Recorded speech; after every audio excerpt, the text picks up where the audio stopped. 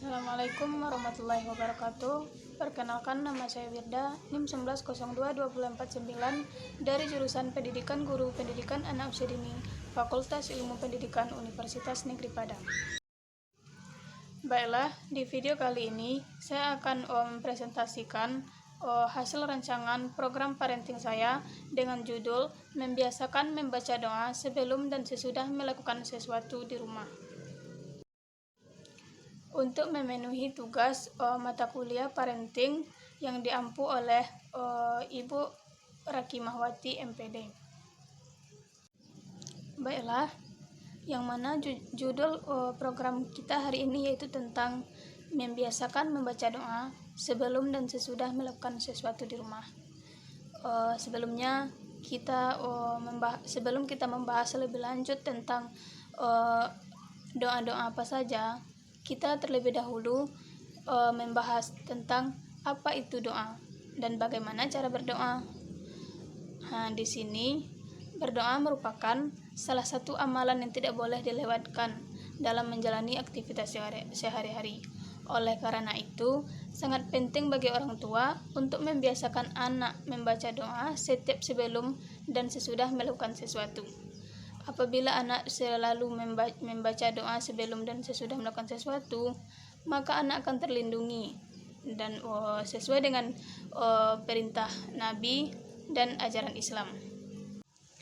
Karena sangat dianjurkan sekali bagi umat Islam untuk mencontoh tauladan Nabi Muhammad SAW, dan kita harus berpedoman pada kehidupan beliau. Orang tua harus menanamkan kebiasaan anak untuk membaca doa setiap sebelum melakukan dan sesudah melakukan sesuatu, karena nantinya anak akan tumbuh dan berkembang sesuai dengan bagaimana kebiasaan anak yang diterapkan orang tuanya di rumah. Sebagaimana kita ketahui, keluarga adalah tempat anak belajar mengenal Rani. Memahami pentingnya keluarga dalam pembentukan karakter anak akan sangat mempengaruhi sikap dan karakteristik yang melekat pada anak.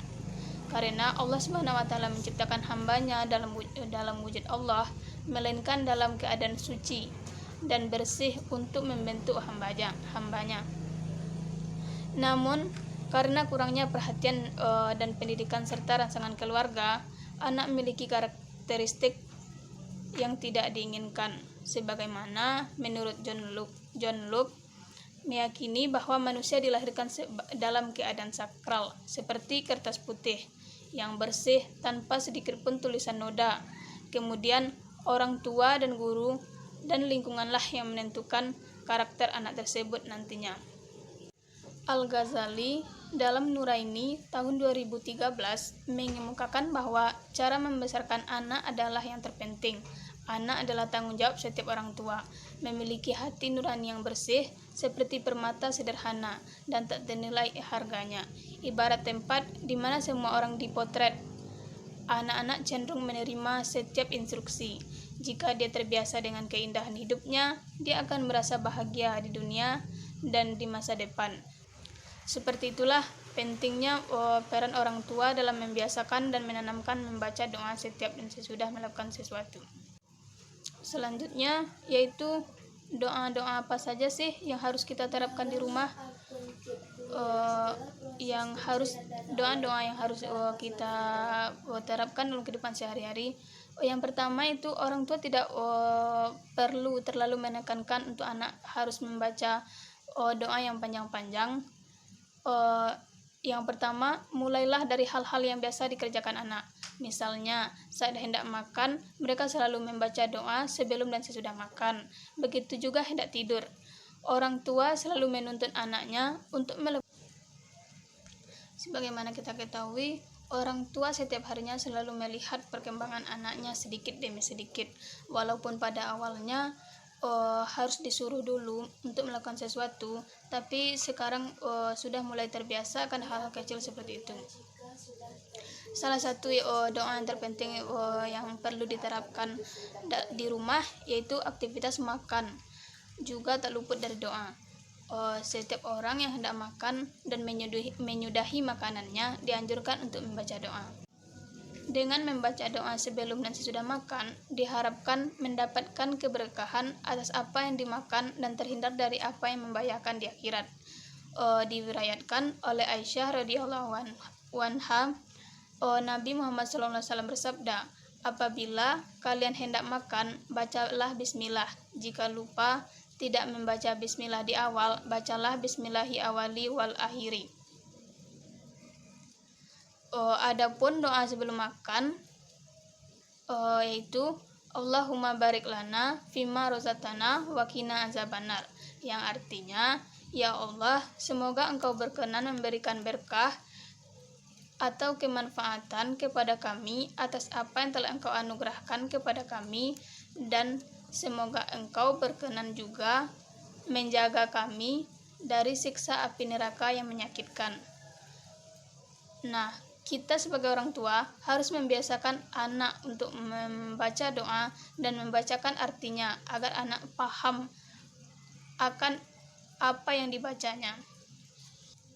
Dan tak hanya doa sebelum makan, berdoa juga dianjurkan dilakukan setelah makan. Doa yang dilantunkan sebagai bentuk rasa syukur karena telah mendapatkan rezeki berupa makanan. Adapun doa setelah makan yaitu alhamdulillahillazi at'amana wa saqona wa ja'alana minal muslimin, yang artinya segala puji bagi Allah yang telah memberikan kami makan dan minum serta menjadikan kami termasuk dalam golongan orang-orang yang berserah. Nah, yang terakhir itu bagaimana sih peran orang tua menanamkan perilaku membaca doa setiap sebelum melakukan sesuatu di rumah. Di sini orang tua menjadi contoh bagi anak di rumah dan mengikuti, mencontohi apa yang dilakukan orang tuanya. Sebagaimana Syahidih menjelaskan bahwa perkembangan nilai-nilai agama anak usia dini lebih bersifat imitasi, yaitu menirukan sikap, cara pandang, serta tingkah laku orang lain. Anak bersikap internalisasi, yakni anak sudah mulai bergaul dengan lingkungan sosialnya dan mulai terpengaruh dengan keadaan di lingkungan tersebut. Anak usia dini harus diajarkan kegiatan-kegiatan keagamaan agar mereka tumbuh dengan budaya yang agamis. Sebagaimana Wardani menjelaskan, anak usia dini merupakan usia masa keemasan, maka anak harus diberikan latihan-latihan keagamaan melalui kegiatan berdoa, beribadah, serta berperilaku sesuai ajaran agama. Apabila latihan ini dilalaikan sejak kecil dengan cara yang kurang tepat, maka ketika mereka menginjak dewasa nanti tidak akan memiliki kepedulian yang tinggi pada kehidupan beragama dalam kesehariannya. Tujuan pendidikan usia dini bukan hanya untuk meliputi ranah pengetahuan dan keterampilan, namun lebih pada untuk ranah sikap, kepribadian, dan moral. Melalui pendidikan moral dapat dicapai tujuan pendidikan yang menghasilkan peserta yang bermoral dalam pengetahuan, keterampilan, dan sikapnya. Baiklah, cukup demikian video singkat saya pada kesempatan kali ini. Salah dan janggalnya saya mohon maaf. Assalamualaikum warahmatullahi wabarakatuh.